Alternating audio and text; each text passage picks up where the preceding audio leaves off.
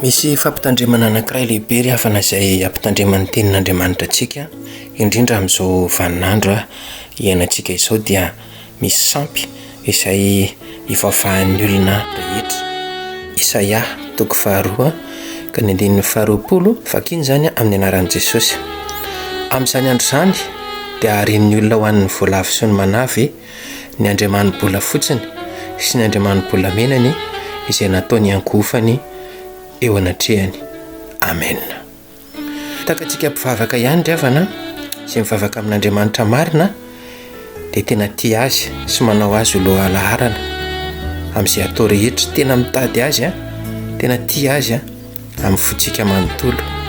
Dia mba tahaka an'izany koa ny olona izay tia vola sy mankama amin'ny vola ary manompo azy dia tena mafoy na dia hatramin'ny ainy aza mba azahoana an'izany vola izany izay ny fampitandremana tian'Andriamanitra ho atao amintsika.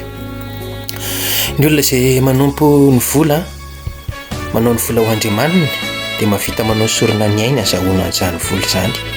Mamitaka, miady, miloky, miady aman'olona.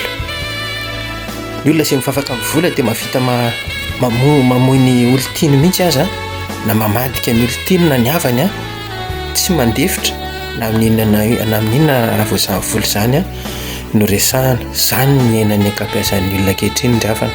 Mety tsy tena hitonina angamba tsika izao hoe izaho izany mivavaka amin'ny vola izany, saingy ny zavatra rehetra ataontsika indraindray dia manam-pirofo fa tena manompo vola isika.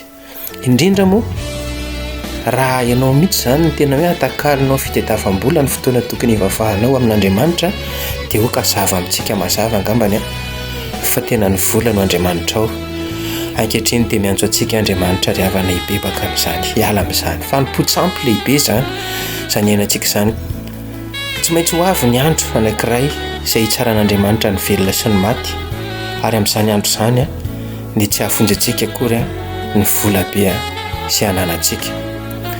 Fotsy amperitaona akory izay ry havana ny arety mandoza ny Covid aty dia ho ilay olona anankiray narary saika nitao ny fahafatesana ka nanteny mihitsy hoe tena tsy nahindry ahy ny aretiko iny fa izany ny tena hoe tsisy dikany io vola io, tena nanam-bola fa dia na dia mahita azy ara dia tena tsy napetsi-pohana akory. Inona moa ny vitan'ny vola amiko fa tena ny zavatra mamaika amin'izao hoe ahoana ny afa miaina ara-dalàna fa tena tsy avy miaina rivotra ara-dalàna, fahasalamana ara-dalàna ny tena tedaviko amin'izao, satria tena nanaintaina izy ary sepotra tao anatin'izany aretina nahazo azy izany. Eny ry havana, na dia tototra ny vola eran'ny trano azy ianao, rehefa tonga ny fotoana mifangiry firena mafy miatra amin'ny tenanao dia tsy maintsy ho tsapanao fa tsy mahavonjy anao tokoa kay ny vola. Dia manontany teny angamba isika raha mandray an'izany hoe ka tsy tokony hitady vola ary ve izany ny kristianina, satria sao dia hoe manompo vola. Tsy ry havana, ny adidintsika dia izao mila miasa sy mitady vola isika satria tsy maintsy mamelona ny ankonantsika.